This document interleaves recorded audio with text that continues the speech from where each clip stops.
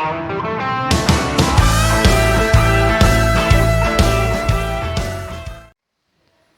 சர்வ வல்லமுள்ள தேவனை விசுவாசிக்கின்றேன். அவர் எங்கள் பிதா மற்றும் சிருஷ்டிகர். நான் கர்த்தராகிய இயேசு கிறிஸ்து விசுவாசிக்கின்றேன். கடவுள் மற்றும் இரட்சகர். அவர் பரிசுத்த ஆவியால் கடவுட்டார் மற்றும் கன்னிடத்தில் பிறந்தவர். அவர் துன்பப்பட்டு மரித்து மீண்டும் உயிர்த்தெழுந்தார். அவர் பரலோகத்துக்கு ஏறினா அவர் சீக்கிரம் மீண்டும் வருவார். நான் பரிசுத்த ஆவியான கடவுளை விசுவாசிக்கின்றேன்.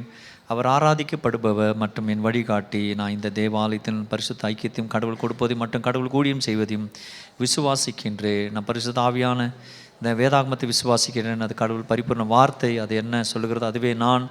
அது என்னிடம் என்ன இருக்கின்றது சொல்லுகிறது அதுவே என்னிடம் இருக்கின்றது. இங்கு என்னுடைய ஆவிக்குரிய குடும்பத்தில் நான் கடவுளுடைய வார்த்தை கற்றுக்கொள்கிறேன். அதனால் இன்று நான் என்னுடைய பரிசுத்த மற்றும் வெற்றிகரமான வாழ்வுக்கு நான் ஆசீர்வதிக்கப்பட்டேன், குணமடைந்தேன் மற்றும் அபிஷேகம் பண்ணப்பட்டேன். அதனால் நான் இனி ஒருபோதும் ஒரே மாதிரியாக இருக்க மாட்டேன். இயேசுவின் மகத்துவமுள்ள நாமத்தில் ஆமென். தகப்பனே, இந்த நாளில் இந்த ஆதி அப்போஸ்தலர்களுடைய வாழ்வை குறித்து நாங்கள் படித்து கொண்டு வந்தோம். அப்படியே நாங்கள் வாழ வார்த்தையை கர்த்தர் நீங்கள் கொண்டு எங்களோடு தேற்றுங்க, வழி நடத்துங்க இயேசு நாமத்தில் ஆமென். உட்காருங்க.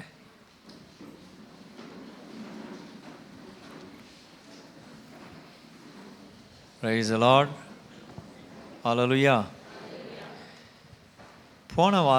போன கடைசி ஞாயிற்றுக்கிழமை நாம் அப்போஸ்தலர் நடவடிக்கை 3ஆம் அதிகாரம் 4ஆம் அதிகாரத்தை பார்த்தோம். 3ஆம் அதிகாரத்தில் அந்த முடவன் எழுந்து நடக்கிறான். 4ஆம் அதிகாரத்தில் அதற்காக வழக்கு ஒன்று உண்டாகிறது. எப்படி இவனை சுகப்படுத்தலாம், அது ஓய்வு நாளாச்சே, பண்ணிருக்கக்கூடாதே அப்படின்னு தூக்கி சிறையில் போடுறாங்க, தண்டிக்கிறாங்க. இயேசு கிறிஸ்துவுடைய சீஷர்கள் சிறையில் தள்ளப்படுகிறார்கள். அதுக்கான வழக்கு மேலிடம் சுப்ரீம் கோர்ட்டுன்ற மாதிரி எல்லாம் நியாயசில சன்னட்ரின் என்று சொல்லப்பட்ட அந்த இடத்துல பரிசேயர்கள் சதீஸெல்லாம் ஒன்றா கூடி இவர்களை வினாவுறாங்க. எப்படி செய்தது, எப்படி நீங்கள் செய்யலாம், இனி செய்யக்கூடாதுன்னு சொல்லிட்டு அவங்கள என்ன பண்ணுறாங்க, இந்த நாமத்தை குறித்து பேசவே கூடாதுன்னு சொல்லிட்டு கட்டளையிடுறாங்க. அதுக்கு பிறகு நாம் பார்த்தோம் 4ஆம் அதிகார கடைசியில் பர்னபாஸ் காணிக்கை வந்து படைக்கிறார். இதை பார்த்து அனனியா சஃபைரா என்ன பண்ணுறாங்க, காணிக்கை வந்து கொடுக்குறாங்க. கடவுளுடைய கொடுக்குறதுல வஞ்சிக்கிறதுனால அவங்க 2 பேரும் கீழே விழுறாங்க, அடிக்கப்படுறாங்க. 2 பேரும் சபையில் மறிக்கிறாங்க. கணவன் மறிச்சிட்ட தூக்கி புதைச்சிட்டாங்க. பிறகு 3 பிறகு மணி வந்தாங்க, அவங்களும் புதைச்சிட்டாங்க, தூக்கின்னு புதைக்கிறாங்க. சபையில் கலவரம் உண்டாகலை. அங்கே நியாயஸ்தலத்துலேருந்து பேசுனாங்க பாரு, அவங்களாம் வந்துட்டு சபையை மூடுப்பாங்க, செத்தாங்க, நீ கொலை பண்ணிட்டு அப்படின்னு எந்த தர்க்கமும் பண்ணலை. ஜனங்கள் அங்கே அதை ஏற்றுக்கொண்டாங்க. தேவ பயம் வந்தது. 5ஆம் அதிகாரம் 11ஆம் வசனம் வரைக்கும் நாம் போன முறை பார்த்தோம். 12ஆம் வசனம் சொல்லுகிறது, அப்போஸ்தலருடைய கைகளினால் அநேக அடையாளங்களும் அற்புதங்களும் ஜனங்களுக்குள்ளே செய்யப்பட்டது. எல்லாரும் ஒருமனப்பட்டவர்கள் சாலமோனுடைய மண்டபத்தில் இருந்தார்கள். எல்லாம் ஒருமனப்பட்டு சாலமோனுடைய மண்டபத்தில் அவர்கள் அங்கே இருந்தார்கள். இது அநேக அடையாளங்களும் அற்புதங்களும் நடந்தது. யாரால்? அப்போஸ்தலர்களால் என்று சொல்லி இருக்கிறது. எனக்கு இன்றைக்கி இந்த தலைப்பை நான் சொல்லுவேனால் என்ன தலைப்பு? Children of God have the power of persistent. கடவுளின் பிள்ளைகளுக்கு விடாமுயற்சியின் சக்தி அல்லது வல்லமை இருக்கிறது. விடாமுயற்சியின் சக்தி சொல்லுங்க. விடாமுயற்சி ஒரு தமிழ் பழமொழி உண்டு, முயற்சி உடையார். முயற்சி என்பது கல்வியை விட பெருசு, ஞானத்தை விட பெருசு, திறமையோட பெருசு முயற்சி. யாரெல்லாம் முயற்சியோடு கூட இருக்கிறோமோ வாழ்க்கையில் நிச்சயமாக ஜெயிப்போம். முயற்சி உடையார் இகழ்ச்சி அடையார், உலக பழமொழி. ஆனால் கடவுள் பிள்ளைகளுக்கு விடாமுயற்சியின் சக்தி இருக்குது. விடாமுயற்சியின் சக்தி கடவுள் பிள்ளைங்களுக்கு. விடாமுயற்சி. நாம் விடாமுயற்சியாக இருக்கிறோமான்னு யோசித்து பாருங்கள். நம்ம எதுக்கெல்லாம் விடாமுயற்சியாக இருக்கிறோம்? முயற்சியாக இருக்கிறோம். பார்த்தோம்னால் நாம் நல்லதுக்கு முயற்சி விடாமுயற்சியாக இருந்தது போல தெரியல. எந்த இது நல்லதுக்கு விடாமுயற்சியாக இருக்கும்? விடாமல் முயற்சி எடுத்துகிட்டே இருக்கிறோம். கொஞ்சம் சோறு வந்துச்சுன்னு வச்சுங்க, அம்மாவுக்கு கொஞ்சம் சாப்பாடு ஊட்டுனுக்கிறீங்க, மனைவிகிட்ட சந்தோஷமாக்குறீங்க, டக்குன்னு எதனா வச்சா போடி நீ அப்படின்னு சொல்லிட்டு மனைவியை சிடுன்னு பண்ணிட்டு போகிற. எதுலேயும் நம்ம விடாமுயற்சி. ஆனால் குடியில் விடாமுயற்சி. குடி, கெட்ட வார்த்தை பேசல விடாமுயற்சி, தவறு செய்கிறதுல விடாமுயற்சியாக இருக்கிறோம். அதனால தான் நம்ம நிலைமையில மட்டம் தட்டப்பட்டு இருக்கிறது. யோசித்து பாருங்க கொஞ்சம். நாம் முயற்சி விடாமுயற்சி எதில் இருக்கிறோம்? தவறு செய்கிறது தான் நிறைய இருக்கும். அதனால தான் நம்ம அல்லல் படுறோம், கஷ்டப்படுறோம். விடாமுயற்சி எதுக்கு இருக்கிற யோசித்து பாருங்கள். படித்தவங்களும் அப்படி தாங்கிறாங்க, படியாதவர்களும் விடாமுயற்சி தவறுதலுக்கு தான் நிறையா இருக்கிறோம். நான் இப்படி தான் இருப்பேன், நான் அதற்கெல்லாம் செவி கொடுக்க மாட்டேன், நான் என் வழி இப்படி தான், அப்படி தவறுதலுக்காக விடாமுயற்சியாக இருக்கிறோம். தவிர நற்காரியங்களுக்கு நம்ம விடாமுயற்சியாக இருந்தது கிடையாது. அதனால தான் நம்ம வாழ்க்கையில் நிறைய பிரச்சனைகள், போராட்டங்கள், அழுத்தங்கள், கண்ணீர், கவலை, எதிர்பார்க்குறது வரவே இல்லை. நம்ம என்ன பண்ணுறோன்னா, இவளை கட்டிக்கன்னு தான் அப்படி ஆச்சு, இவனை கட்டிக்கன்னு தான் அப்படி ஆச்சு, இந்த பிள்ளைகளை பெத்தெடுத்து அப்படி ஆச்சு, இந்த வீட்டில் பிறந்தனால தான் அப்படி ஆச்சுன்னு கதையை கட்ட ஆரம்பிக்கிறோம். காரணம் என்னென்னா, அவங்கெல்லாம் அப்படி தான். யார்? அவங்கெல்லாம் கூட தேவையில்லாதுக்கெல்லாம் விடாமுயற்சியாக இருக்கிறாங்க, வைராக்கியமாக இருக்கிறது. அப்படி இருந்து ஒன்றுமே சாதிக்கலை. அதே மாதிரி தான் நாமக்குறோம், நாம் அப்படி போயிட்டுருக்குறோம். 1970 வருஷத்தில் ஜீன் ஹென்றி ஃபார்பே அப்படின்னு சொல்லப்பட்டவர் 1823 வருஷங்கள் அவர் பிறந்தது. அந்த வருஷத்து நாட்கள் ஒரு ஆராய்ச்சி பண்ணுறார். என்ன ஆராய்ச்சி பண்ணுறாருன்னா, கேட்டர்பில்லர்னு சொல்லுவாங்க, இந்த புழு இப்படி நடக்குன்னு போது அந்த கேட்டர்பில்லர் என்ன பண்ணுறாரு, எல்லாத்தையும் பிடிச்சிட்டு வந்து ஒரு ரிங்கில் என்ன பண்ணுறாரு, வைக்கிறார். ரிங்கு அப்படின்னா ஒரு அந்த பெரிய டெக்ஸா வச்சுங்க, அந்த பெரிய டெக்ஸா அந்த அந்த வாய் இருக்குது பாருங்க, அந்த மாதிரி ஒரு ரிங்கில் என்ன பண்ணுறா வைக்கிறார். ஒன்று போடுறது, அதுக்கு பின்னாடி ஒன்றா விடுறார், அது நிரம்புற வரைக்கும் விடுறாரு. என்ன ஆகுறதுன்னா, அந்த அத்தனை புழுவான் ஒன்று பின்னாடி ஒன்று சுற்றிட்டே வருது. அதுங்களுக்கு என்னென்னா, நம்ம இது பின்னாடி போனோம்னா நமக்கு இலை கிடைக்கும், பழம் கிடைக்கும், நமக்கு ஆகாரம் கிடைக்கணும்னு அது சுற்றுது. ஒரு round, 2 round, 3 round, 2 hour, 1 hour, 3 hour, 4 hour, 5 hour, ஒரு 1/4 மணி நேரம், அரை நாள், 3 நாள், 1 நாள், 2 நாள், 3ஆவது நாளுக்குள் வரதுக்குள்ள ஒன்றா கீழே விழுந்துகிட்டே வருது. ஏன்னா அதுக்கு சாப்பாடு இல்லை, சும்மா சுற்றிட்டே இருக்குது, எல்லாம் கீழே வந்து செத்து போச்சு. இப்படி தான் நம்ம என்ன பண்ணுறோம், எதையோ நம்ம அங்கே பார்த்து நாமே அவங்க பண்ணுற மாதிரி பண்ணக்கூடாதுன்னு சொல்லிட்டு சுற்றிக்கின்னு ஒன்றுமே சாதிக்கலை, ஒரு சாதனையும் இல்லை. அந்த புழுக்கு என்ன தெரியும்? ஊர் தெரியாது, உலகம் தெரியாது, எதுவும் தெரியாது. ஆண்கள் தெரியாது, பெண்கள் தெரியாது, மனிதன் தெரியாது, எதுவும் தெரியாது. இயற்கை தெரியாது, இன்னைக்கு தெரியாது, நாளைக்கு தெரியாது, டேட்டு தெரியாது, டைம் தெரியாது, ஒன்றுமே தெரியாது. பரவாயில்ல, அது இயல்பு. அதே போல் மனிதர்கள் நாம் என்னன்னா இது வரைக்கும் செய்தோமோ ஒரு பலனும் இல்லை, எல்லாம் குறைதான்.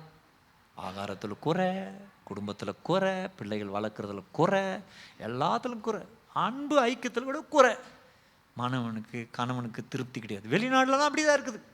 ஒரு பொண்ணை கல்யாணம் பண்ணி விட்டுட்டு இன்னொரு பொண்ணை கல்யாணம் பண்ணி பார்க்குறான், அப்படி பண்ணி பார்க்குறான், முடியல, வாழ்க்கை நிம்மதியாகவே இல்லை, போய் எல்லாம் சேர்ந்துடுறாங்க. எதுக்கு இது நடக்குதுன்னா, விடாமுயற்சி என்கிறது தவறுதலாக இருக்கிறதுனால. தவறுதலான விடாமுயற்சி பழகிட்ட நம்ம அப்படியே எல்லாமே அப்படி தான் இருக்கிறாங்க. நாம் சரியான ஒரு விடாமுயற்சி செய்கிறதுக்கு நமக்கு யாரும் பாடம் இல்லை. அதெல்லாம் நம்ம இன்னும் அதை பண்ண போகலை, நமக்கு அது தெரியல. அதனால் உலகம் நமக்கு பாடமாக இருக்கும் நான் நினைக்கிறோம். இல்லை, நாம் தான் உலகத்துக்கு பாடமாக இருப்போம்னா உலகம் எதிர்பார்க்கிறது, எல்லாமே எதிர்பார்க்குறோம். ஏதாவது நம்ம வாழ்க்கையில் மாற்றம் வருமா, நாம் நினைக்கிற உலகத்தை மாதிரி இருந்துடுறோம். எதுக்கு நம்ம ஆலயத்துக்கு வந்திருக்கோம்னா, உங்கள் வாழ்க்கையில் இந்த மாற்றங்கள் ஜனங்கள் எதிர்பார்க்குறாங்க, மாற்றங்களை நம்ம வாழ்க்கையில் எதிர்பார்க்குறாங்க. இந்த மாற்றங்கள் உடையவர்களாக நாம் இருக்கணுமா, அதுக்காக தான் ஆண்டு நம்ம அழைச்சிருக்கிறார். எவ்வளோ பெரிய காரியங்களை நம்ம சாதித்திருக்கோம் தெரியுமா? சாதிக்காததுக்கு காரணம் என்னென்னா, நாம் புழு போல் சுற்றிட்டு இருக்கிறோம். நான் சம்பாதிக்கலையா, நான் காப்பாற்றலையா, பிள்ளைங்களை பெக்கலையா, படிக்க வைக்கலையா, பாருங்கள், இது இயற்கை அறிவே போதும். அதுக்குங்க இயற்கை அறிவே போதும். கல்யாணம் பண்ணிக்கின்னு குழந்தைகள் பெற்றெடுத்து வளர்த்து ஆளாக்குறது இயற்கை அறிவே போதும். அதுக்கு மேலே செய்வதற்கு தான் ஆண்டு நம்ம அழைத்து வந்திருக்கிறார். என்ன அதை அப்படின்னு சொல்லிட்டு நம்ம பார்ப்போம். என்னுடைய முதல் குறிப்பு என்னென்னா, children of God is a persistent in their responsibility. கடவுள் பிள்ளைகள் தங்கள் பொறுப்பில் விடாமுயற்சியின் இருக்கிறார்கள். தங்களுக்கு கொடுக்கப்பட்ட பொறுப்பில் விடாமுயற்சி. நமக்கு ஒரு தோல்வி வந்தால் கீழே விழுந்துடுறோம். கடவுள் பிள்ளைகள் தங்களுடைய பொறுப்புகளில் விடாமுயற்சியோடு கூட இருக்கிறார்கள். நமக்குன்னு ஒரு பொறுப்பு இருக்குதுல்ல, அந்த பொறுப்பில் விடாமுயற்சியாக இருக்கணும். அப்படி இருந்துட்டேன்னு வச்சுங்க, படிக்கிற பிள்ளைகள் நல்லா படிச்சிருப்போம், வேலை செய்கிற நல்லா வேலை செய்திருப்போம், கல்யாணம் பண்ணது நல்லா வாழ்ந்துருப்பாங்க. நம்ம என்ன பண்ணுறோம்னா, கல்யாணம் பண்ணிக்கின்னு சண்டை போட்டு தான் மிச்சம் நம்ம வீட்டில். கணவன் மணிக்கு சண்டை சண்டை சண்டை சண்டை, இதில் விடாமுயற்சி, டெய்லி விடாமுயற்சி. சண்டையும் சச்சிருவோம், வருத்தமோ, போராட்டமோ, நிந்தியும், குழப்பமோ, துன்பமோ, துயரமோ, வெட்டும் குத்தும், கேட்க முடியாத அளவுக்கு கெட்ட வார்த்தை கேட்டு கேட்டு இப்படி நம்ம என்ன பண்ணோம், காலத்தை ஓட்டிட்டோம். இனி மாறுற மாதிரி இல்லை எண்ணம். பாருங்க, விடாமுயற்சியோடு நம்முடைய கடமைகளை செய்வதற்கு எப்படி செய்கிறது பாஸ்டர், விடாமுயற்சி செய்யணும் அப்படின்னு சொல்லிட்டீங்க. ஓகே, இப்போ நாங்கள் என்ன பண்ணிட்டோம் கேளுங்க, இந்த வசனத்தை காது கொடுத்து கேளுங்க. அவர்கள் கையினால் அநேக அடையாளங்களும் அற்புதங்களும் ஜனங்களுக்குள்ள செய்யப்பட்டது. எல்லாரும் ஒருமனப்பட்டு சாலமோனுடைய மண்டபத்தில் இருந்தார்கள். 13 மற்றவர்களிலும் ஒருவனும் அவர்களுடைய மற்றவர்களில் ஒருவரும் அவர்களுடன் சேர துணியவில்லை. ஆகிலும் ஜனங்கள் அவர்களை மேன்மைப்படுத்தினார்கள். ஏன் துணியவில்லைன்னா, 2 மரணம் இப்போ நடந்து போச்சு. மரணம் என்பது நம்ம வாழ்க்கையில் ரொம்ப நல்லது.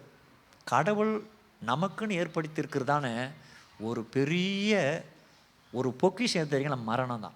அது கிறிஸ்துக்குள்ளே மரிக்கணும். பைபிள் சொல்லி இருக்கிறது, விருந்து வீட்டுக்கு போவது காட்டிலும் துக்க வீட்டுக்கு போவது நலம் அப்படின்றார். அங்கே எல்லா மனுஷனுடைய நிறைவு காணப்படும். அங்கே அவன் தன்னுடைய இருதயத்தில் என்ன பண்ணுவான், சிந்திப்பான் சொல்லியிருக்கிறது. அப்போது மரணம் என்பது வந்த பிறகு தான் எல்லாருக்கும் நாம் இவ்வளோ தவறு செய்துட்டோமேனு தெரிய வர ஆரம்பிக்கும். அது வரைக்கும் கர்வம், அது வரைக்கும் எதிர்ப்பு, விரோதங்கள், மனைவி அடிக்கிறது, கணவனை திட்டுறது, கெட்ட வார்த்தை பேசுறது, எதிர் வீட்டுக்கு பேசுறது, டீ சரியில்லைனா திட்டுறது, சாப்பாடு சரியில்லைனா திட்டுறது, துணி தெரியலாம் திட்டுறது, எதிர் வீட்டை திட்டுறது, பின்னாடி வீட்டை, இப்படியே அட்டகாசம். மரண தருவாயில் வந்துட்டு பாருங்கள், விரோதியம் வந்து என்னன்னா கூட சரி அவர் சலாம் போடுவார். சிலர் வீட்டுக்கு போகும்போது ஜபத்துக்கு அனுமதிக்க மாட்டாங்க. வீட்டில் சொல்லிடு, வானா பாஸ்டர் அவர் இருக்கிறார் பாஸ்டர், ஜபம் பண்ணவே கிடையாது. ஆனால் மரண தருவாயில் வந்துட்டு தான், பாஸ்டர் அப்பா ஜாம் பண்ண சொல்கிறாரு, இவ் சுகம் ஆகிட்டாருன்னா வந்துடுறாராம் சர்ச்சுக்கு. நல்லா இருக்கும் போது வரல, சுகம் ஆகிட்டு பேர் வரப்பறியா, மறுபடியும் என்ன ஆகிடும், துளிர் விட ஆரம்பிச்சிடும். நிறைய பேர் நம்ம இப்படி நெகட்டிவுக்காக, பலவீனத்திற்காக உலக காரியங்கள் வைராக்கியமாக இருக்கிறோம். அந்த வைராக்கியை நம்ம ஆக்குபூர்வமாக செயல்பட்டு வாழ்க்கையில் உயரக்கூடாது. இங்கே பார்த்தீங்கன்னா திரளான ஜனக்கூட்டங்கள் வந்து என்ன பண்ணுது, அவர்கள் திரளான புருஷர்களும் ஸ்திரீகளும் விசுவாசம் உள்ளவர்களாகி கர்த்தரிடமாக அதிகமாக சேர்க்கப்பட்டார்கள். திரளான கூட்டங்கள் என்ன ஆச்சு, பிணியாளிகளும் படுக்கின் மேலும் கட்டில் மேலும் கிடத்தி பேதுரு நடந்து போகையில் அவனுடைய நிழலாகிலும் அவர்களில் சிலர் மேல் படும்படிக்கு அவர்களை வெளியே வீதிகளில் கொண்டு வந்து வைத்தார்கள். சுட்டு பட்டணங்களிலிருந்து திரளான ஜனங்கள் பிணியாளிகளையும் அசுத்த ஆவிகளால் வாதிக்கப்பட்டவர்களையும் எருசலேமுக்கு கொண்டு வந்தார்கள். அவர்கள் எல்லாரும் குணமாக்கப்பட்டார்கள் என்று சொல்லி இருக்கிறது. பார்த்தீங்களா, எல்லாரும். யார் இவர், பேதுரு. எருசலேம் எல்லாம் பஸ்காவின் நாட்கள் கூடும். இன்னும் பஸ்காவையில் ஒன்றும் இல்லை, ஆனால் ஜனங்கள் குவிஞ்சு இருக்கிறாங்க. எருசலேம் வீதியில் இருக்கிறதான சுட்டுப்புறத்தில் உள்ளதான் ஜனங்கள் எல்லாம் கிராமத்தில் இருக்கிறாங்க, ஓடி வந்தாங்க. இப்போது பேதுரு கைகளை வச்சு ஜெபம் பண்ணுறது கூட நேரம் இல்லை. அப்படி நிழலாத படமா அப்படின்னு சொல்லி நிழல் படுறவங்க எல்லாமே சுகம் அடைய ஆரம்பித்தாங்க. அந்த சுவிசேஷம் சொல்லுவதினால், சுவிசேஷம் சொல்ல சுவிசேஷத்தின் வல்லம் அவளுக்கு. பேதுரு யாரு, சாதாரணமான ஆள், சாதாரணமான ஒரு ஆள். யார் அவர், ஏசாமி 3 முறை மறுதளிச்சவர். யார் அவர், ஏசாமி ஊர்த்திறதுக்கு முன்னாடி சந்திக்கிறது முன்னாடி மறுபடியும் மீன் பிடிக்க போனவர். யார் அவர், ஏசாமியினால் அதிகமாக திட்டு வாங்கினவர் சீசன். இவர் எல்லாராலும் அதிகமாக திட்டு வாங்கினவர். இந்த சீசன் தான் இப்போது தெருவில் நிற்கும்போது நிழல் படுறவங்கெல்லாம் சுகம் அடைகிறாங்க. எதுக்குன்னா சுவிசேஷம் பேசுகிறார். என்ன பேசுகிறாரு, சுவிசேஷம் பேசுகிறார். இந்த சுவிசேஷத்தை சொல்கிறதுக்கு அவங்க வைராக்கியமாக இருந்தார்களாம். Children of God are persistent in their responsibility. அவங்களுக்கு கொடுக்கப்பட்ட பொறுப்பில் ரொம்ப வைராக்கியமாக அவர்கள் இருந்தார்கள் என்று சொல்லி வேதம் நமக்கு ரொம்ப தெளிவாக வெளிப்படுத்தி காண்பிக்கிறது. இதில் 17 வாசிக்கும் போது, அப்போது பிரதான ஆசாரியனும் அவனோடு கூட இருந்ததான சதுசேயர் சமயத்த அனைவரும் எழும்பி பொறாமையினால் நிறைந்து அப்போஸ்தலர்கள் பிடித்து பொதுவான சிறைசாலையில் அவர்களை வைத்தார்கள். பார்த்தீங்களா, என்ன பண்ணாங்க, பொதுவான சிறைசாலையில் அவர்களை வைத்தார்கள். பொறாமையினால் நிறைந்து. அப்போஸ்தலனாகிய இப்போ பேதுரு என்ன பண்ணாருங்க? நன்மை செய்தார். அவர் நிழல்ல சுகம் அடைஞ்சாங்க. எல்லாம் யாரும் கல் அடிக்கிறவங்க யாரும் இல்லை, தப்பு செய்கிறவங்க யாரும் இல்லை, ஒன்றுமில்லை, நல்லது நடந்துச்சு. பொறாமைப்பட்டார்கள். தெய்வ பிள்ளைகளை கவனிக்கும்படி வேண்டுகிறேன். நாம் மற்றவங்களை பார்த்து பொறாமைப்படுறோம், அவங்கள மாதிரி இல்லை, இவங்கள மாதிரி இல்லைன்னு. ஆனால் நீங்கள் பேதுரு வேறு ஒன்றும் பண்ணலை. பேதுரு மந்திரம் சொல்ல, மாயமாலம் எதுவும் பண்ணலை. பேதுரு ஏதோ ஜூஜமாக பண்ணல. பேதுரு சொன்னது சுவிசேஷம். இந்த சுவிசேஷத்தை நீங்கள் சொல்ல தான் இதே லைனில் இதே வீட்டில் தான் இருப்பீங்க. ஆனால் உன்னை ஆண்டவர் ஆச்சரியமாக வைப்பார். மற்றவங்களுக்கு பொறாமைப்படுற அளவுக்கு கர்த்தர் உன்னை வைப்பார். சகோதரி, இந்த வார்த்தை நீ சொல்லும் போது, இந்த வார்த்தை நீ பழகும் போது, இதை நீ தியானம் பண்ணும் போது, இதனை படித்து நீ தியானம் பண்ணும் போது, நீ ஆசீர்வாதமாக இருப்பாய். ஆண்டவர் உன்னை ஆச்சரியமாக வைப்பார். மற்றவர்கள் பொறாமைப்படுற வண்ணம் ஆண்டவர் உன்னை நிறுத்துவார். இந்த வல்லமை தான் இந்த சுவிசேஷத்தில் உண்டு. நாம் பொறாமைப்படுறோமா? நம்ம பொறாமை கூடிய அளவுக்கு வாழறோமா? இல்லைங்க. மற்றவங்களை பார்த்து பொறாமைப்படுறோம். அவனை மாதிரி எனக்கு வேலை கிடைக்கலையே, அவனை மாதிரி மனைவி கிடைக்கலையே, அவனை மாதிரி கணவன் கிடைக்கலையே, அவனை மாதிரி வீடு கிடைக்கலையே, அவனை மாதிரி வாகனம் கிடைக்கலையே, அவனை மாதிரி சம்பாதிக்கலையே, அவனை மாதிரி எனக்கு சந்தோஷமா இல்லையே, இப்படி தான் பொறாமைப்படுறேன். தவிர ஆண்டவர் உன்னை நிச்சயமாக அப்படி மாற்றி அருள்வார். வாழ்க்கையில் இருக்கிற எல்லாம் பலவீனங்களை மாறி உன்னை கர்த்தர் எடுத்துக்காட்ட கர்த்தர் வைப்பார். அங்கே சடலங்களை வைத்தாங்களாம், அங்கே வியாதி உள்ளவர்களை வைத்தார்களாம். எருசலேமில் கொண்டு வந்து எல்லாரையும் வைத்தார்கள். எல்லாரும் அவர்கள் என்னானார்கள்? சுகமடைந்தார்கள்.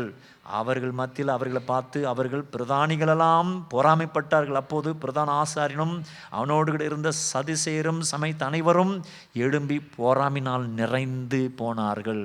காரணம் பார்த்தீங்க, கவனிங்க, சாதாரணமான மனுஷர்கள், அவங்களுக்கு நல்ல பணம் வசதி எல்லாம் இருக்கிறான்.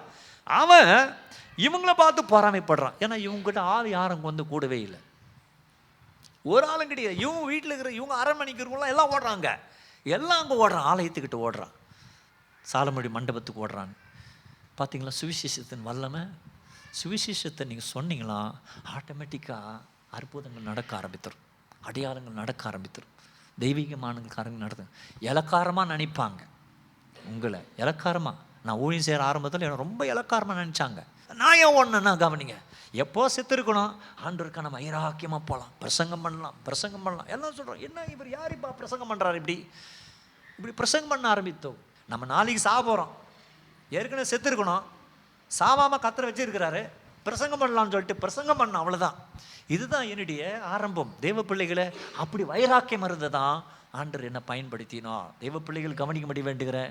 வைராக்கியமாக கடவுள் சமூகத்தில் அந்த வார்த்தையை, ஜீவனுள்ள வார்த்தையை நாம் சொல்ல போகும்போது தான் ஆண்டவர் உன்னை எடுத்து பயன்படுத்துவார். உன் வாழ்க்கை பொறாமையாய் மற்றவர்கள் பொறாமைப்படுற அளவுக்கு மாறிடும்.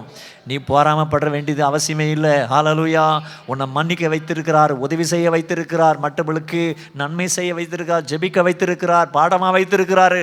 மற்றவங்கள பார்த்து பொறாமைப்படுவாங்க. பொறாமைப்படுறதுனா என்ன கவனிங்க, அவங்கள பார்த்து அவங்கள சீண்டணும்னு சொல்லிட்டு அவங்க முன்னாடி அப்படின்னு சொல்லிட்டு அவங்க அது மாதிரி பொறாமை கிடையாது. உன் பாட்டுக்கு நீ இருப்ப, உன்னை பார்த்து அவங்க பொறாமைப்படுவாங்க.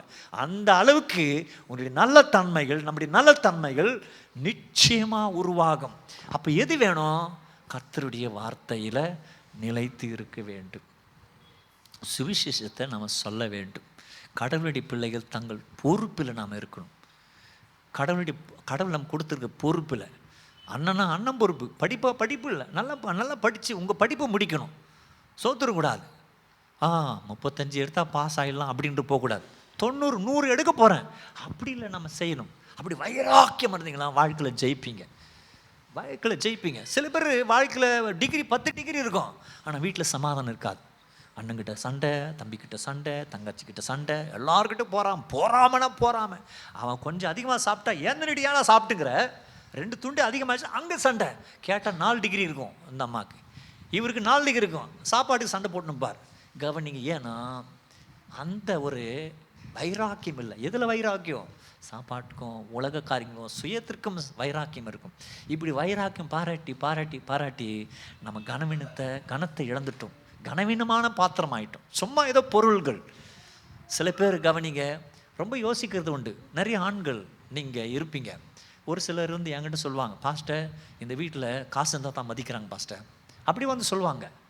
கணவன் மணி வருவாங்க, எதுக்கும் ஏதோ வழக்குக்கு வருவாங்க. இவங்க என்ன யாரும் மதிக்க மாட்டேங்கிறாங்க பாஸ்டர், காசு நல்லா சம்பாதிக்கும் போது அப்போ என்ன வாங்க போங்கன்றது இப்போ சட்டை பண்ண மாட்டேங்கிறாங்க பாஸ்டர். ரொம்ப இளக்காரமாக நினைக்கிறாங்க. இந்த பசங்க கூட இளக்காரமாக நினைக்குது. நான் சொல்லட்டுமா, ஆண்கள் சம்பாதித்தது தான் மரியாதையே. அதான் இயற்கை, அதான் இயற்கை. ஆண்கள் சம்பாதிக்கணும், ஆண்கள் சம்பாதிக்கணும், ஆண்கள் காப்பாற்றணும், ஆண்கள் போஷிக்கணும். இதுதான் ஆண்களுடைய கடமை. இதை செய்யறதான் ஆண்களுக்கு நியமிக்கப்பட்டிருக்குது.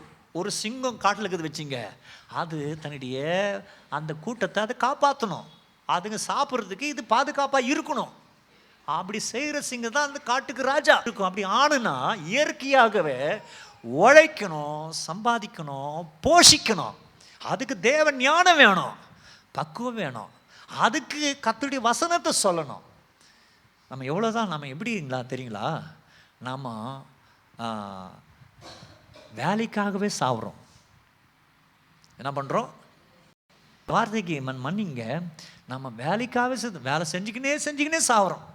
வேலைக்காக உயிர் விட்டுக்கிறோம். வேலை செஞ்சுக்கின்னு ராத்திரியும் பகலும் வேலை செஞ்சுக்கின்னு சம்பாதிக்கணும், இப்படியே இருக்கிறோம். வாழ்க்கை நமக்கு அதுவும் தான் இருக்குதுன்னு நினைக்கிறோம். பாருங்க, அது பாட்டுன்னு பாசல. வேலை எதுக்கு சொன்னால் அந்த வயிற்று காய வைக்கிறதுக்கு. இதுவே நம்ம வாழ்க்கையாக போயிட்டது. வேலை செய்கிறதே வாழ்க்கையாக போயிட்டது. ராத்திரியும் பகலும் வேலை செய்கிறது. வேலை செய்யாமல் சாப்பிட முடியாது, வேலை செய்யணும். அதுக்கு வாழ்க்கையாவா வேலை செய்கிறது? வாழ்வது எப்போ வாழ்வது? எப்படி வாழ்வது? கவனிங்க, நம்முடைய மல்லு கட்டுறோம். இப்படி மல்லு கட்டினா வாழ்க்கையில் வளரவே முடியாது. நீ எவ்வளோதான் உழைச்சி பாருங்க, உழைச்சி வாழ்நாள் வரைக்கும் ஓடிப்பார், நன்றி மறந்துடுவாங்க, எல்லாம் மறந்துடுவாங்க. ஒரு கிரெடிட்டும் உனக்கு இருக்காது. அதுக்கு மேலே பரலோகத்தில் உன் பேரும் இருக்காது. அதுக்காக உழைக்க வேணான்னு சொல்கிறீங்களா பாஸ்டர்? இப்போ தான் உழைக்கின்ற, எல்லாத்தையும் விட்டு கொடுங்க, குடும்பத்துக்காக ஓடுனீங்க, இப்போ உழைக்கூடாதுன்னீங்களே. நான் அப்படி சொல்லவே இல்லையா. அர்த்தத்தோடு உழைக்கணும், விடாமுயற்சியோடு உழைக்கணும். அவங்க சம்பாதிக்கலை அப்படின்னு இலக்காரமாக நினைக்கிறாங்களா? அது இயல்பு, ஏற்றுக்கணும். அது உண்மையானது. சம்பாதிக்கணும், காப்பாற்றணும், கூட நிற்கணும், குடும்பத்தில் நிற்கணும். கனம் வெளியில் கொடுக்க மாட்டாங்க. சொல்லிட்டு சார்னு பக்கத்தில் இருக்கிற அந்த லைனில் புறப்பட்டு வரும்போது வெளியில் இருக்கிற அக்கா தங்கச்சி கணவன்மார்களாம் இப்படி சலிட் போட மாட்டாங்க. சலிட் போட்டு உள்ளே கூப்பிட்டு காப்பி கொடுக்கறது மனைவி பிள்ளைங்க தான். அங்கே நல்லா உழைக்கணும். வெளியில் நேரத்தை செலவு பண்ணி வீட்டில் நிம்மதி எப்படி வரும்? நம்ம தவறு பண்ணிவிட்டு ஏதோ கனம் எப்படி வரும்? வராது. தவறு பண்ணுறோம். ஏன்னா கவனிங்க, அந்த கேட்டர்பில்லர் மாதிரி, அந்த புழு மாதிரி ஒன்னொன்று சுற்றி நிற்குது. அது போதும், ஏதோ இலையை தேட போகுதுன்னு சொல்லிட்டு போயிட்டு எல்லாம் மாண்டு போனது போல் நாமும் கூட அப்படி தான் இருக்கிறோம். சில பேர் நாம் செய்கிற வேலை ரொம்ப பெருசு. சபையில் வேலை கொடுத்தோமா ரொம்ப கேவலமாக நினைக்கிறோம். ரொம்ப கேவலமாக சபையில் உங்களுக்கு கொடுக்குற வேலையை ரொம்ப கேவலமாக நினைக்கிறோம். ஆனால் ட்ரெயின் பிடிக்கிறதுக்கு 4 மணி நேரம் 5 மணி நேரம் அப்படி அந்த நிமிஷத்துக்கு முன்னாடி போய் நிற்போம். இன்னும் பாடுபட்டுனுக்கிற இன்னும் முன்னேற்றம் கிடையாது. நிம்மதி எப்படி கிடைக்கும்? எப்படி கிடைக்கும்? பேதுரு யார்? மறுதளிச்சவர். அவர் காலில் ஆட்களை கொட்டுறாங்க, எல்லாம் சுகம் அடைகிறான். பார்த்தீங்களா? அது பிறகு அப்போஸ்தலர்கள் பிடித்து பொதுவான சிறைசாலையில் வைத்தார்கள். 19 கர்த்தருடைய தூதன் ராத்திரியில் சிறைசாலையின் கதவுகளை திறந்து அவர்களை வெளியே கொண்டு வந்து, நீங்கள் போய் ஒரே ஓட்டம் ஓடி தப்பிச்சுக்குங்க, யார் அந்த ஊரில் இருக்கோனா எல்லாரும் கூட்டின்னு ஓடுன்னு சொல்லி கடவுள் சொல்லலை. ஆண்டவர் என்ன சொல்கிறாருன்னா, நீங்கள் போய் தேவாலயத்தில் நின்று இந்த ஜீவ வார்த்தைகள் எல்லாவற்றையும் ஜனங்களுக்கு சொல்லுங்கள். பார்த்தீங்களா? ஜீவ வார்த்தை எல்லாருக்கும் என்ன பண்ணுங்க? சொல்லுங்க. ஆண்டவர் சொல்கிறார். அப்போ சிறைக்கும் தேவாலயத்துக்கு ஒரு 3 கிலோமீட்டர் தான். அங்கேயும் போயிட்டு தேவாலயத்தில் இந்த வார்த்தையை சொல்கிறார் ஆண்டவர். என்ன சொல்லிக்கணும்? இப்போ என்னை பற்றி சொன்னீப்பா, ஒன்று போட்டாங்க ஏற்கனவே, ஏசாமி ஏற்கனவே என்ன பண்ணிட்டாங்க, சிலுவையில் அரைஞ்சிட்டாங்க, அவரே போயிட்டாரு. இது பிறகு பேதுரு இவங்க சிறையில் போட்டாங்க, நீ தப்பிக்கணும் வேறு ஊருக்கு போயிடுப்பான்னு சொல்லிட்டு அனுப்பியிருக்கணும். ஆனால் அதே ஊரில் மறுபடியும் தேவாலயத்தில் போயிட்டு ஜீவ வார்த்தையை, என்ன வார்த்தையை? வேதம் சொல்லுங்க, இந்த வார்த்தை தியானிக்கிறவர்களும் இதை படிக்கிறவர்களும் இதை இதை இதை இதை இதை கேட்கிறவர்களும் பாக்கியவான்கள் சொல்லி இருக்கிறது. இந்த வார்த்தைக்கு நிகரான அந்த உலகத்தில் எதுவும் கிடையாதுங்க. இந்த வார்த்தை போல பைபிள் போல உலகத்தில் எதுவும் கிடையாது. எந்த ஜாதிக்காரனோட பைபிள் படிச்சிருப்பான்? ஏன்னா இது உலகத்தில் சிறந்த வேதம். அது இந்த வேதம் 3000 பாஷையில் எழுதப்பட்டிருக்கு. நிறைய முறை சொல்லிட்டு இருக்கிறேன். மறுபடியும் சொல்கிறேன், 3000 பாஷையில் எழுதப்பட்டிருக்கு. உலகத்தில் அதிகபட்சமாக ஜனங்கள் படிக்கிற ஒரே ஒரு புத்தகம் இந்த பைபிள் ஒண்டி தான். இதில் தேவ வல்லமை உண்டு. பால் தினகரனை வடநாட்டுக்கு கூட்டு போகும்போது தடை செய்துட்டாங்க. வந்து பிரசங்கம் பண்ணக்கூட தடை பண்ணிட்டாங்க. ஏன் தடை பண்ணுறாங்க? வல்லமை பரவுகிறது. சுவிசேஷத்தின் வல்லமை வாழ்க்கையை மாட்டுகிறது. எங்கேயோ கொலை பண்ண போக இருக்கிறவன், தற்கொலையில் மாட்டி சிதைக்கு இருக்கிறவன், குடும்பம் சின்ன பெண்ணும் ஆக போக இருக்கிறவன், கணவன் கல்யாணம் ஆகிட்டு 3 மாதம் 2 மாதம் ஆகிட்டு அந்த குடும்பம் உடஞ்சி போகாதபடிக்கு அவன் ஆரோக்கியமாக இருக்கக்கூடிய நிலையில் இந்த வேதவசனம் அவனை தேட்டு கொண்டு இருக்கிறது. ஹல்லேலூயா. காது கொடுத்து கேட்குறான், வாழ்க்கையை மாட்டுகிறது. அவன் குடும்பத்துக்கு ஆண்டவர் நம்பிக்கை கொடுக்கிறார். நம்பிக்கை அற்று போனவனை ஆண்டவர் ஆரோக்கியப்படுத்துகிறார், பலப்படுத்துகிறார், சுகப்படுத்துகிறார். இந்த சுவிசேஷம் எங்கெல்லாம் பரவுகிறதோ தேவ நாம மகிமைப்படும்படி குடும்பங்கள்லாம் எழும்பி கொண்டிருக்குது. 1000 லட்சம் ஜனங்கள் எழும்பி கொண்டிருக்கிறாருங்க. சுவிசேஷம் பரவாத இடங்கள் உலகத்தில் எங்கேயும் கிடையாது. அதனால் ஆண்டு உன்னை ஏன் ஏற்படுத்தி இருக்கிறார் தெரியுமா? இந்த சுவிசேஷத்தை, இந்த ஜீவ வசனத்தை நீ இன்னொரு நண்பனுக்கு சொல்வியா, உன் நண்பனுக்கு சொல்வியா? தெரியல, அவன் தற்கொலையில் இருப்பானா, இல்லாத எந்த பலவீனத்தில் இருக்கிறான், இல்லை கணவன் மனைவிக்குள்ள சமாதானம் இல்லாமல் இருக்கிறானா, அவங்களுக்கு நீ சொல்லுவதுதான் கர்த்தர் நீங்க கொண்டு வந்திருக்கிறாரு. எத்தனையோ பேர் ஆயிரக்கணக்கான ஜனங்கள் வெளியே இருக்கிறாங்க. அவங்க இல்லாத ஏன் ஆண்டு கொண்டு வந்தாருன்னா நீ அவங்களுக்கு சொல்ல வேணும் சொல்லி. ஹல்லேலூயா. நீ நினைக்கிற அவங்க யாரும் சொல்ல பாஸ்டர், நான் ஏன் சொல்றது, அவன் யாரும் சொல்ல கேட்க வேணா அப்படின்னு நினைக்கிறேன். அவன் கேட்கறதுக்கு வாஞ்சியா இருக்கான், தாகமா இருக்கிறான். காரணம் அவன் ஆவலா இருக்கிறான். யாருன்னா சொல்லுவாங்களான்னு சரி. வாழ்க்கையில் இருக்கிற நிம்மதி இல்லாம போயிட்டு சூழ்நிலைகள் அவங்களுக்கு எதிர்மாறியா இருக்குது. சாபம், சச்சரவு, பண நெருக்கடிகள், இப்படியெல்லாம் இது பிள்ளைகளை வளர்க்க முடியல, அப்படிலாம் கஷ்டப்படுறாங்க. அவங்கெல்லாம் மாற்றுவதற்கு ஏதாவது கிடைக்குமா, இவன் கால விழாமா அவன் கால விழாமான்னு எதிர்பார்த்து இருக்கிறாங்க. ஆனா ஆண்டவராகிய தேவன் உன்னை ஆயத்தப்படுத்திட்டு இருக்கிறார். எதுக்கு தெரியுமா? பேதுரு போல உன்னை எடுத்து பயன்படுத்துவதற்கு, பேதுரு போல உன்னை எடுத்து பயன்படுத்துவதற்கு, யோவானை போல கர்த்தர் உன்னை எடுத்து பயன்படுத்துவதற்கு ஆண்டவராகிய தேவன் ஆயத்தப்படுத்தி கொண்டிருக்கிறார். எனக்கு தெரியல எத்தனை பேர் விசுவாசிக்கிறீங்க?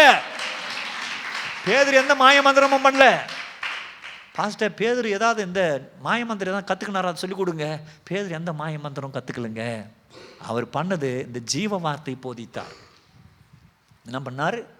நாம யோசிப்போம், ஆனால் ஒன்றும் இல்லை பாஸ்டர், ஒன்றும் படிக்கலை, ஏதோ நீங்கள் சொல்கிறதெல்லாம் தெரியுது பாஸ்டர். சில பேர் ரொம்ப கருத்தாக பேசுவாங்க, நீங்கள் சொல்கிறதெல்லாம் புரியுது, ஆனால் வேலை செய்யலாமல் சாப்பாடு வருமா பாஸ்டர்? அப்படியே பைபிள் பற்றி பேசினே இருந்தாக்கா நடக்குமா அப்படின்னு சொல்லியிருந்தா நீ காலத்துக்கும் வயசு நிற்ப, ஒன்றும் நடக்காது. நீயாவது 4 பிள்ளைகளை பெற்று எடுத்து வளர்த்துக்கிற. கட்டாயம் நம்ம பிள்ளைங்க 4 பிள்ளைகளை எடுத்து வளர்க்குறதுக்கு முடியாது. நடக்காது. காலம் போயிடுச்சு. இந்த பொல்லாத காலத்தில் பிள்ளைகள் நம்ம விட ஆசீர்வாதமாக இருக்கணும்னா அதுக்கு இந்த ஜீவ வார்த்தைக்கு நீ இடம் கொடுக்க வேண்டும். ஜீவ வார்த்தை நீ பிடிச்சு அவங்க பிள்ளைகளுக்கு சொல்ல வேண்டும். நீ நிற்கும் போது தான் உன் பிள்ளைகளை கர்த்தர் ஆசீர்வதிப்பார். அதனால் பேதுருவை கர்த்தர் வழி நடத்தினார். உங்களுக்கு தெரியும், 1973 வருஷம், 1973 வருஷத்தில் ஒரு பைனியர் 10 அப்படின்னு சொல்லப்பட்டு ஒரு சேட்டலைட் உருவாக்கினாங்க. சேட்டலைட்னா ஒரு ராக்கெட் உருவாக்கினாங்க அமெரிக்கா. அது எதுக்குன்னு சொன்னால் ஜூபிட்டரை இப்போ சுற்றி பார்த்து அதுக்குள்ளே அங்கே என்ன இருக்குதுன்னு சொல்லி பார்த்து விசாரிக்கிறதுக்கு. அது ஒரு நல்ல சுடர ரொம்ப பிரகாசமாகுதே, என்ன இருக்குது அப்படின்னு அதை ஆராய்ச்சி பண்ணுறதுக்கு பைனியர் 10 சொல்லப்பட்ட சேட்டலைட்டை உருவாக்கினாங்க. அவங்களுக்கு பயம், இது போய் ஊந்துருமா, இது சக்ஸஸ்ஃபுல் ஆமா தெரியாது இப்படின்னு சொல்லி விட்டாங்க. போனது ஜூபிட்டரை கடந்து போனது, ஜூபிட்டர் கடந்து யுரேனஸை கடந்து போனது, ப்ளூட்டோவை கடந்து போனது. கடந்து போய் பல கோடி மைலுக்கு அப்பால் இப்போ போயிட்டு இருக்குது, இன்னும் போயிட்டு இருக்குது. அது உள்ள வச்சுருக்கிறதான பேட்ரி எவ்வளோ தெரியுங்க? வெறும் 8 வாட். 8 வாட்னா 0 லேம்ப் நம்ம வீட்டில் எரியுது பாருங்க, அதில் வச்சு நம்ம படிக்க முடியாது இல்லையா? அப்படி இருட்டுன்னு தெரியும், நைட்டில் தூங்குறது தான் அதை போடுவோம். அந்த அளவுக்கு நம்ம 0 லேம்ப் எரியுது, 10 வாட் அது. ஆனால் இது 8 வாட், அதில் விட 2 குறைவு. அந்த பேட்டரி வச்சு தான் இது என்ன பண்ணாங்க, செலுத்தினாங்க. இன்னைக்கு இப்போ நீங்கள் போயிட்டு உங்களுடைய கூகுளில் போயிட்டு binary 10 what is the update of the binary 10 today அப்படின்னு போட்டிங்கன்னா உங்களுக்கு இப்போ அது 400 கோடி மைலுக்கு அப்பால் இருக்குது. எவ்வளோ? இந்த வளிமண்டலத்தில் விட்டு இன்னொரு வளிமண்டலத்துக்கு பிரயாணம் பண்ணி போயிட்டே இருக்கிறது. ஒவ்வொரு 9 மணி நேரத்திற்கும் பூமிக்கு அது தகவல் செலுத்திட்டே இருக்குது. வெறும் 8 வாட் பேட்டரி. மனுஷன் உருவாக்கப்பட்ட நம்பிக்கையில்லாத நடக்குமான்னு சொல்லி அப்படிப்பட்ட ஒரு செயற்கைக்கோள் இந்த வேலை செய்யணும். நீயும் நானும் அவரால் உருவாக்கப்பட்டோம். ஆச்சரியமான அந்த உலகத்தில் கர்த்தர் உன்னை என்னையும் ஆச்சரியமாக படைத்து அப்படியே சாயலை கர்த்தர் கொடுத்து அப்படியே தோற்றத்தை கர்த்தர் கொடுத்து மனுஷனை நம்முடைய சொந்த சாயலாகும் நம்முடைய ரூபத்தின்படியும் படிப்போம்னு சொல்லி ஆண்டுடைய சாயலை உன்னை கர்த்தர் படைச்சிருக்கிறாரு. தேவ பிள்ளையே, உனக்குள்ளே எவ்வளோ வல்லம் இருக்குது தெரியுமா? நீ நினைக்கிற நான் படிக்கலை, வேலை செய்யலை, வேலை கிடைக்கல இப்படியே சொல்லினு நாம் அப்படியே இருக்காதபடிக்கு எதனா இருக்கட்டும், ஆண்டவராகிய தேவன் உனக்குள்ளே இருக்கிற அந்த வல்லமையை நாம் நினைக்கிறோம். அந்த குலத்தில் பிறந்த இந்த ஏழை எங்கள் அப்பா நான் படிக்க வைக்கல, எங்கள் அப்பா நான் விட்டுட்டாரு, இப்படி ஆயிடுச்சு, அது அப்படி ஆயிடுச்சு, நண்பன் கதையை சொன்னது போதும். இன்னைக்கு கர்த்தர் உன்னோடு கூட பேசுகிறார். இன்னைக்கு இந்த ஞாயிற்றுக்கிழமை 2025 இந்த 5ஆம் தேதி இந்த முதல் மாசத்துல கர்த்தர் பேசுகிறாரு. இன்னைக்கு நீங்க ஒரு தீர்மானம் எடுக்க வேண்டும். தேவ காரியங்களுக்கு, கடவுள் காரியங்களுக்கு, நற்காரியங்களுக்கு, குடும்பத்திற்கு, மனைவி பிள்ளைகளுக்கு, நம்ம வளர்ச்சிக்கு நான் வைராக்கியமா இருப்பேன். நான் வைராக்கியமா இருக்கிறதுக்கு ஒரே ஒன்று நான் செய்ய போறேன், கர்த்தருடைய வசனத்தின் மேல் நான் வைராக்கியமா இருப்பேன்னு சொல்லி இன்னைக்கு நீங்க உங்களை ஒப்பு கொடுத்தீங்கன்னா அடுத்த வருஷம் இந்த 5ஆம் தேதிக்குள்ள உங்க வாழ்க்கை தலைகீழா மாறி இருக்கும். நீங்க அநேகருக்கு வேடிக்கையான பாத்திரமா இருந்தீங்க, ஆனால் ஆண்டவர் அன்னைக்கு உன்னை ஒரு பாடமா கர்த்தர் நிறுத்தி வைப்பாரு, உன்னை ஆச்சரியமான பாத்திரமா வைப்பாரு.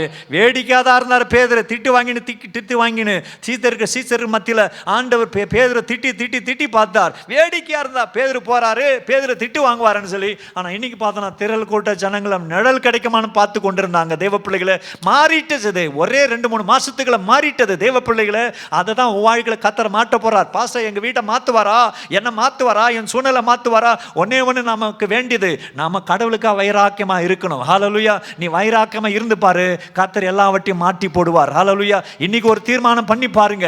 உனக்கு வேண்டியது உன் மனசு சமாதானம், உன் மனத நிம்மதி. அந்த மனத நிம்மதிக்குள்ள தேவ ஆவியானவர் இறங்கி அப்படி வசனம் உனக்குள்ள குடிக்கொள்ள வேண்டும். தேவ வார்த்தை உனக்குள்ள வந்துச்சுன்னா அது வெறுமனே போகாதான். ஆண்டவர் எசேக்கியேல் புத்தகத்துல 34ஆம் அதிகாரத்தை வாசித்து பார்த்தீங்கன்னா அந்த எலும்புகள் மத்தியில அந்த வசனம் பிரசங்கம் பண்ணப்பட்டது. அவைகள் எலும்புகள், உலர்ந்த எலும்புகள் உயிர் பெற்று சேனைகளை எழும்பினதாம். அந்த வசனம் தான் ஜீவ வார்த்தைகள். ஹல்லேலூயா. எத்தனை பேருக்கு புரிகிறது? நான் மரித்து போயிருக்கணும், என்னைக்கோ மரித்து போயிருக்கணும். இந்த வார்த்தைகள் தான் என்னை உயிர்ப்பித்து நிற்க வச்சிருக்கு, பேச வச்சிருக்கிறது. நான் எத்தனையோ முறை சொல்லிட்டேன், மறுபடியும் சொல்லிட்டு இருக்கிறேன். இந்த வார்த்தைகள் காது கொடுத்து கேட்டு இதில் நம்ம நிலைத்திருக்கும் போது நம்ம வாழ்க்கை மிகவும் ஆசீர்வாதமாக இருக்கு. என்னுடைய 2வது குறிப்பு, the children of God persist stands on God's word. கர்த்தருடைய பிள்ளைங்க என்னவானாலும் கடவுளுடைய பிள்ளைகள் கடவுளுடைய வார்த்தைக்காக நிற்கிறார்கள். என்னவாகட்டும், வாழ்க்கையில் என்னவாகட்டும், நம்ம என்ன பண்ணுறோம் கவனிங்க, எல்லாத்துக்கும் முக்கியத்துவம் கொடுத்துருக்குறோம். என்னவாகட்டும் சொல்லுங்க அந்த வார்த்தை, அந்த படிங்க அந்த லைனை, 2 லைனை.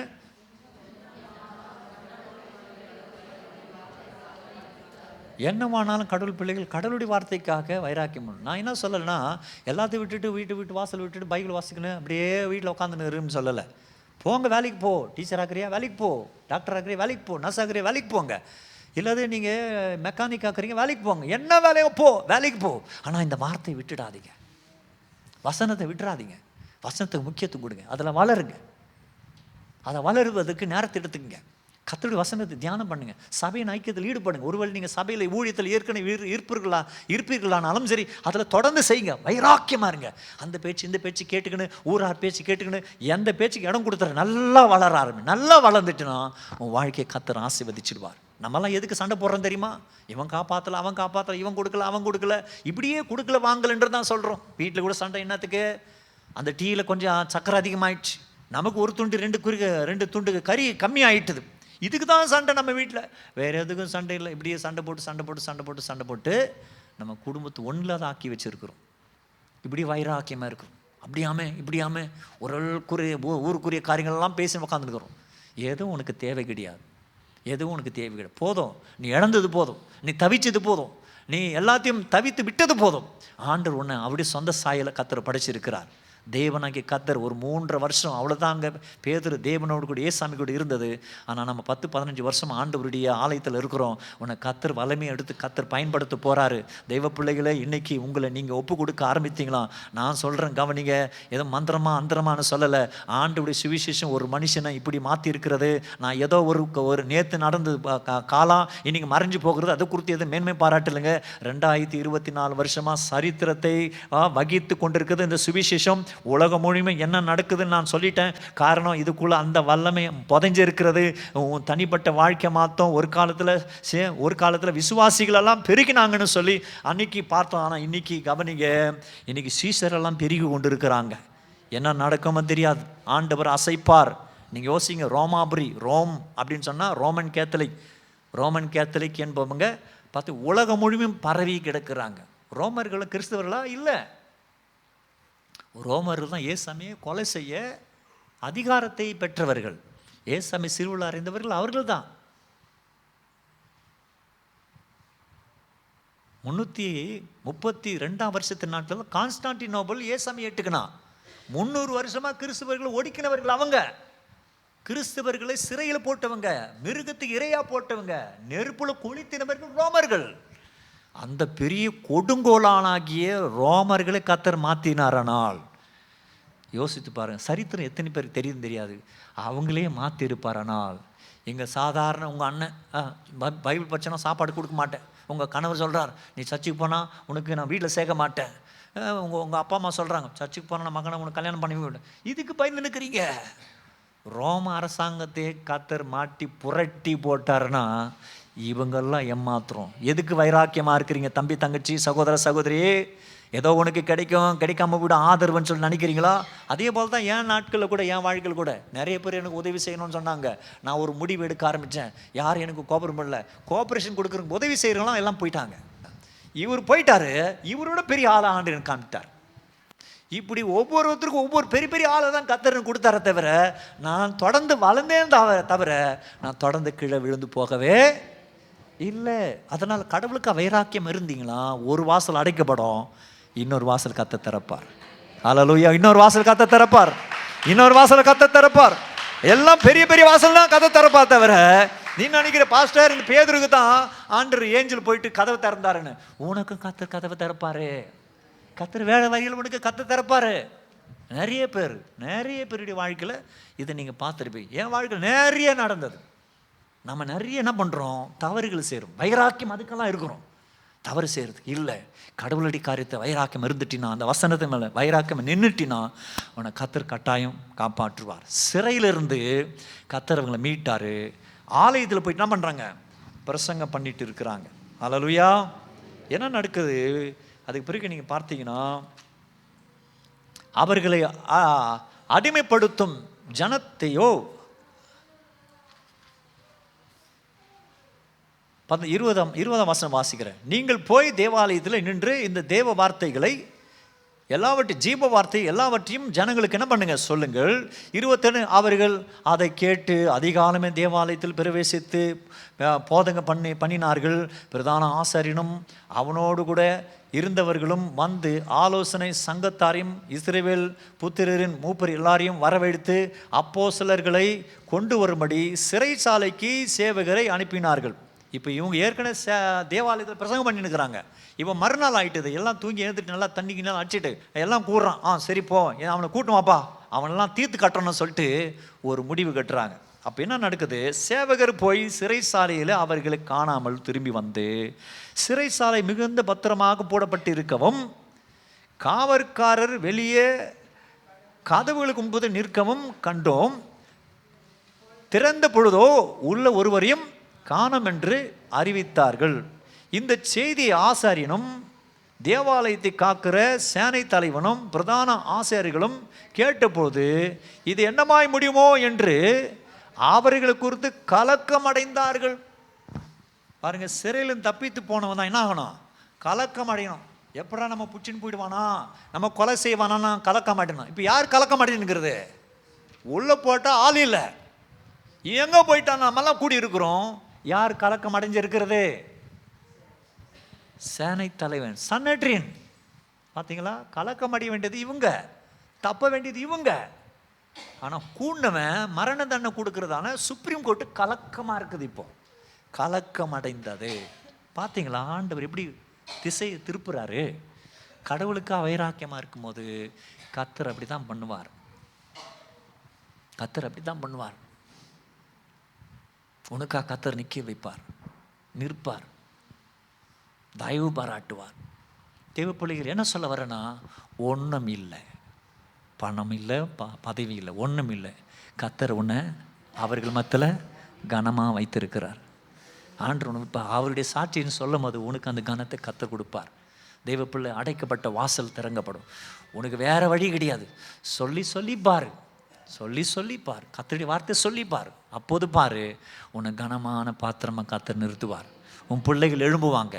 உனக்கு நீ பெற்றெடுத்த பிள்ளைகள் எழும்புவாங்க. நீ அவங்களுக்கு ஒன்றும் சேர்த்து வைக்கலதான், அவங்களுக்கு ஒன்றும் நீங்கள் செய்யலதான், ஆனால் அதுங்க இழந்து கொள்ளும். உங்களை பராமரிக்கிறது, பாதுகாக்கிறது நீங்களே பார்ப்பீங்க. வெக்க மாட்டேங்கிடுவீங்க. ஏன்னா நம்ம பிள்ளைகளுக்கு இப்படி செய்யலாம், ஆனால் இந்த பிள்ளை நமக்கு உந்து இப்படி கவனிக்குதே அப்படின்ற அளவுக்கும் பிள்ளைகளுக்கு கவனிக்க. காரணம் என்ன தெரியுமா? ஆண்டவருக்கா நீ வைராக்கியமாக கொஞ்சம் இருந்து பாரு, அது உன் பிள்ளை உனக்கு வைராக்கியமாக இருந்து கர்த்தருடைய நாமத்தை மையப்படுத்துகிற பாத்திரமா கர்த்தர் எடுத்து பயன்படுத்துகிறார். இதுதான் நடக்கிறது. கூட்டிகிட்டு வந்தாங்க. என்னாச்சு? சிறைசாலை மிகுந்த பத்திரமா போடப்பட்டிருந்தது. இந்த செய்தி ஆசிரியர்கள் கேட்டு என்னமா முடியுமோ என்று சொல்லி அவர்கள் குறித்து கலக்கம் அடைந்தார்கள். 25 அப்போது ஒருவன் வந்து, இதோ நீங்கள் காவலில் வைத்த மனுஷர் தேவாலயத்தில் நின்று ஜனங்களுக்கு போதகம் பண்ணுகிறார்கள் என்று அவர்களுக்கு அறிவித்தான். உடனே சேனை தலைவன் எல்லாம் எங்க இருக்கிறான், புடி ஓட அடி அப்படின்ற மாதிரி போனாங்க. உடனே சேனை தலைவன் சேவகரோடு கூட போய் ஜனங்கள் கல்லெறிவார்கள் என்று பயத்தினால், என்ன கவனிங்க பாருங்க, பலவந்தம் பண்ணாமல் அவர்களை அழைத்து கொண்டு வந்தான். பலவந்தம் பண்ணாமல். ஐயா சார் எல்லாம் காத்துனுக்குறாங்க சார், மீட்டிங், பெரிய மீட்டிங், எம்எல்ஏ வர்றாருன்னா எல்லாம் காத்துனுப்பாங்க பாருங்க. அம்மா சங்கமே காத்துனுக்குது சுப்ரீம் கோர்ட்டை. இவங்களை போயிட்டு கூப்பிட்டுட்டு வந்தால் எல்லாம் அடிப்பாங்கன்னு சொல்லி என்ன பண்ணுறாங்க? பலவந்தம் பண்ணாமல், சார் எல்லாம் காத்துனுக்குறாங்க, அண்ணா காத்துனுக்கிறார், ஆசாரியன் காத்துனுக்கிறார், பெரிய கவர்னர் காத்துங்க, தயவு செய்து வாங்க, கொஞ்சம் வாங்க அப்படின்னு சொல்லிட்டு வருந்தி என்ன பண்ணுறாங்க? கூட்டிகிட்டு போகிறோம். அந்த பயம் அவர்களுக்கு வந்திருக்குது. கர்த்தருடைய வசனத்தை நீங்கள் சொல்ல ஆரம்பித்தீங்கன்னா தெரிஞ்சோ தெரியாமல் அவங்களுக்கு பயம் வந்துடும். ஒரு சகோதரி வந்து எனக்கு சொல்லுவாங்க, பாஸ்டர் இந்த மாதிரி எங்களுக்கு பயங்கர தொல்லை கொடுத்தாங்க. இந்த வீட்டில் ஒரு பையன் கூட கிடையாது, 3 பொண்ணு. எதிர் வீட்டில் இருக்கிறவங்க ரொம்ப ரகலை, பயங்கர பிரச்சனை, கேலி பண்ணுறது, இலக்காரம் பண்ணுறது, அதை பண்ணுறது, இதை பண்ணுறது. அந்த கணவர் மிலிட்ரிக்கார், அவர் வந்தார், வீட்டுக்கு வந்தார், பிள்ளை குடும்பமாக கடவுளை தேட ஆரம்பித்தாங்க. கவனிங்க, ஒன்றும் பண்ணல, யாருக்கும் சொல்ல. அதுக்கு பிறகு என்ன ஆச்சு? அவனுக்கு வியாதி வர ஆரம்பிச்சுது. இந்த வீட்டை மிரட்டி இருந்தானே, அந்த வீட்டுக்கு போய் ஜாம் பண்ணுறது. இந்த வீட்டை பார்த்தா அவங்களுக்கு பயம். அவங்களே வாயில் சொல்லிக்கிறோம், உங்களுக்கு விரோதமாக நாங்கள் பண்ணி தான் வாங்கி வச்சுக்கணுக்கிறோம். பார்த்தீங்களா பயம் வந்திருக்குது? பார்த்தீங்களா? கடவுள் உனக்கு எந்த வழியிலாவது கர்த்தர் செய்வார். நீங்கள் நினைக்காதீங்க பேதுருவுக்கு வந்த மாதிரி எங்கள் சிறையில் ஆள் வரணுமே. உனக்கு வேறு வழியை கர்த்தர் வச்சிருக்கிறார், உனக்கு தெரியாத வழியை கர்த்தர் வச்சிருக்கிறார். அதுக்கு தான் சொல்கிறேன், மண்டை கேட்டாதான் அறிவு கேட்டாதான் பெரிய காரியங்களை என்ன பண்ணுவேன் நான் உனக்கு விலைக்கு தருவேன். ஹல்லேலூயா. உனக்கு தெரியவே தெரியாது. நீங்கள் நினைப்பீங்க ஆண்டது வழி வரமா, உனக்கே தெரியல, பரவாயில்ல விடு, உனக்கு தெரியல, ஆனால் அவருக்கு தெரியும். உனக்கு தெரியாது நான் எப்படி ஆரோக்கியமாக இருக்கணும், எப்படி உனக்கு அற்புதம் நடக்கும், உனக்கு தெரியாது. இந்த மருந்து சாப்பிட்டேன் ஒன்றும் நடக்கல, அந்த மருந்து சாப்பிட்டேன் ஒன்றும் நடக்கல, இவ்வளோ செலவு பண்ணேன் ஒன்றும் நடக்கல, பிள்ளைகளை கல்யாணம் பண்ணி வச்சு ஐயோ நிம்மதி இல்லை, அங்கே வரதட்சணை கேட்குறாங்க, பொண்ணுக்கு ரொம்ப டார்ச்சர் கொடுக்குற, ஒன்றுமா பண்ண வேண்டியதில்லை. சுவிசேஷ ஜீவ வசனத்தில் தரித்திரு, அதை குறித்து தியானம் பண்ணு, அது குறித்து பேச ஆரம்பி. கர்த்தர் உனக்கு போதி தைரியம் கொடுப்பாரு, கர்த்தர் வாசலை திறப்பாரு.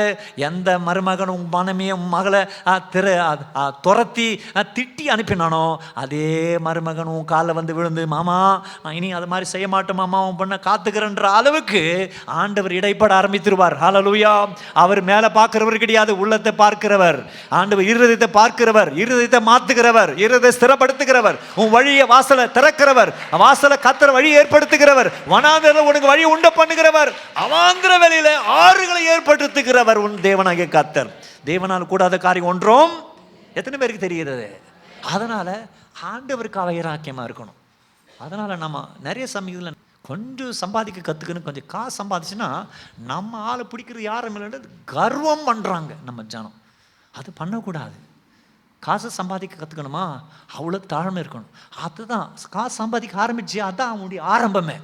சம்பாதிக்கும் போது எவனமானா அப்படி போனான், சர்ச்சு போகலாம், அவனமானா அது வேணாம், நாட்டிக்கு மேலே போக வேண்டியது அவசியம் இல்லை, நாம் இஷ்டமாக போகலாம், நீ பார்ட்டி கிரிட்டி போயிடுவேன். அப்புறம் உன் பிள்ளைங்களாம் பார்ட்டி ஆகிடும், உன் பிள்ளைங்களாம் பார்ட்டி ஆகிடும், எல்லாம் பார்ட்டி ஆகிட்டு போயிடுவாங்க, ஒன்றுமே நடக்கா. அந்த நிலைமையாயிடும். நம்ம என்ன நினைக்கிறோம், கொஞ்சம் காசு கொஞ்சம் இருக்குது சம்பாதிச்சா மற்றவங்க இலக்காரமாக நினைக்கிறது இல்லை. இது இல்லை கன்சிஸ்டன்ட், இதில் விடாமுயற்சி, இது கிடையாது. தொடர்ந்து விடாமுயற்சியாக இருக்க வேண்டும், தொடர்ந்து விடாமுயற்சி. புளூட்டோ உங்களுக்கு தெரியுமா? அந்த புளூட்டோ பிளானட் இதை கண்டுபிடிச்சது கவனிங்க, ஏறக்குறைய 1800 வருஷத்து நாட்களில் தான் புளூட்டோ என்கிற அவர் பேரை அவரே என்ன பண்ணார் கண்டுபிடிச்சா. அப்போவே கவனிங்க 20 மில்லியன் ஃபோட்டோஸ் எடுத்துருக்கிறார். யோசித்து பாருங்க, 20 மில்லியன் ஃபோட்டோஸ்னா என்ன, 200 கோடி. 20 மில்லியன் ஃபோட்டோஸ் எடுத்திருக்கிறார்.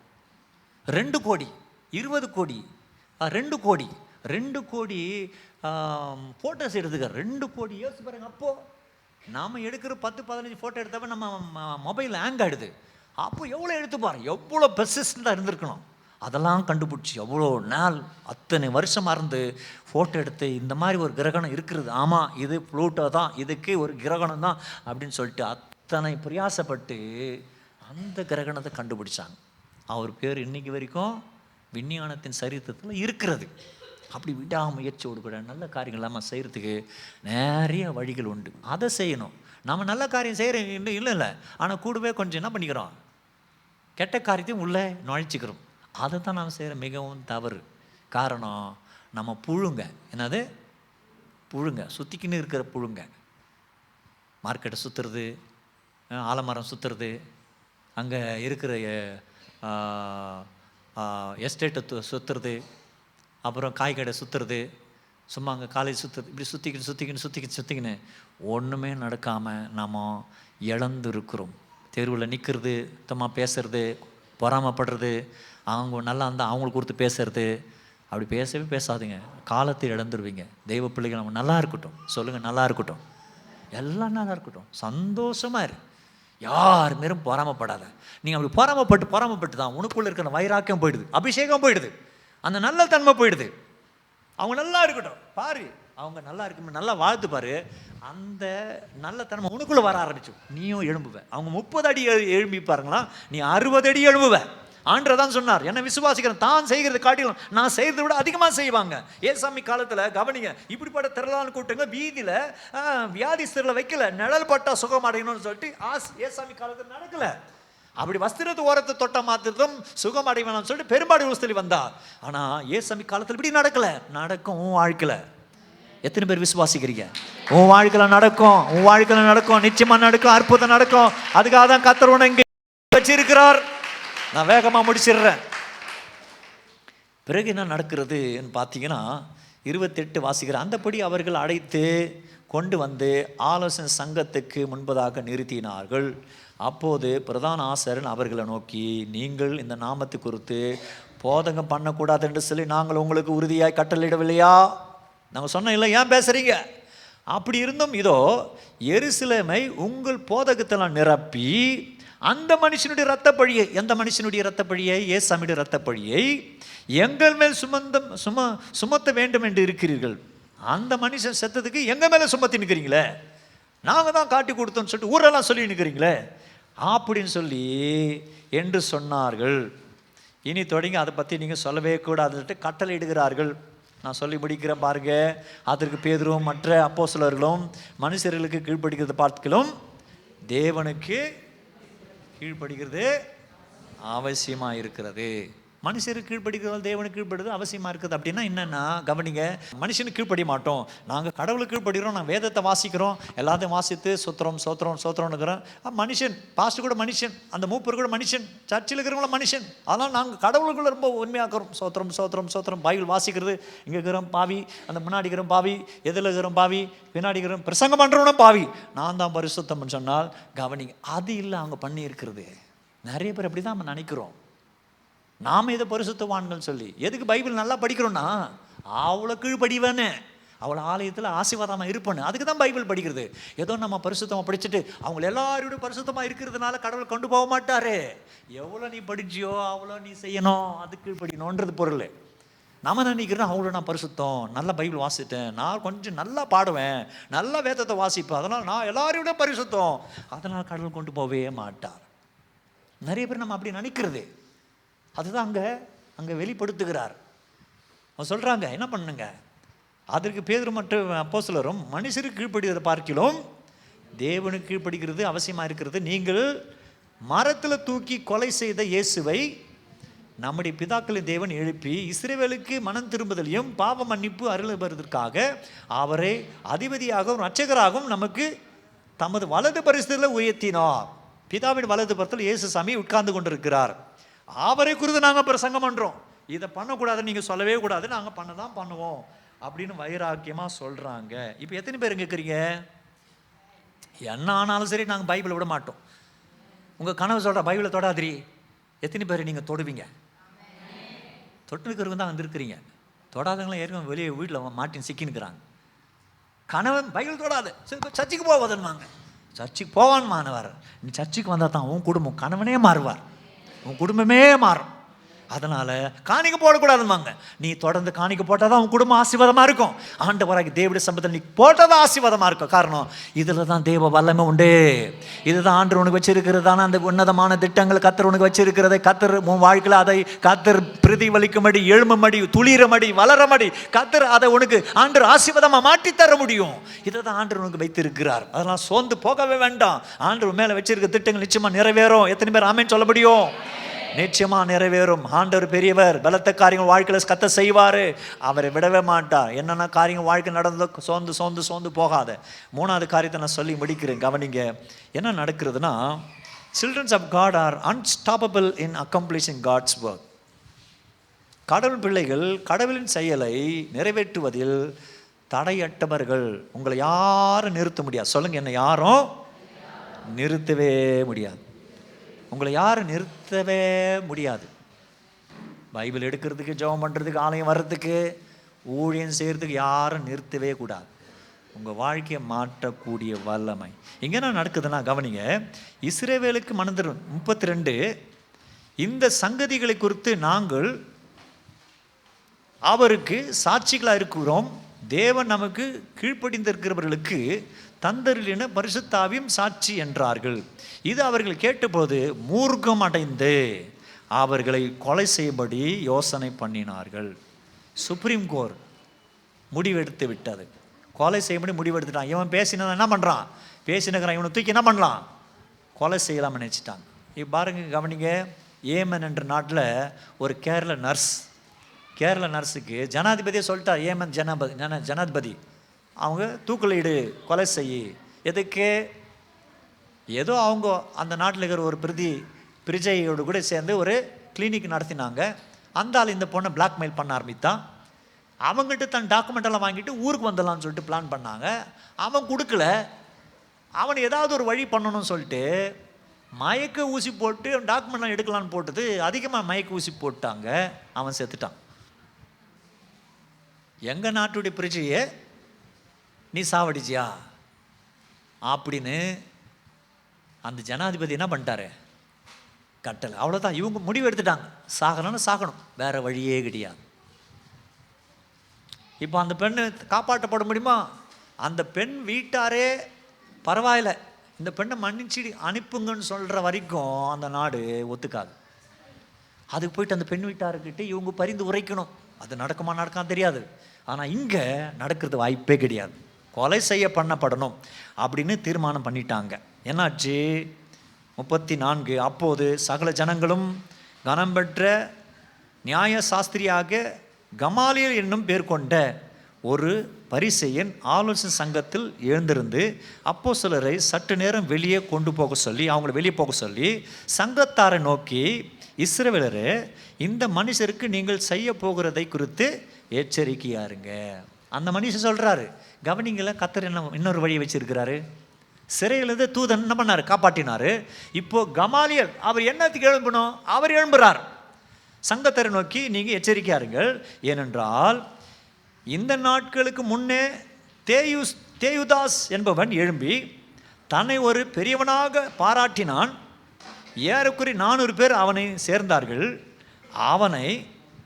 அவன் மடிந்து போனான்.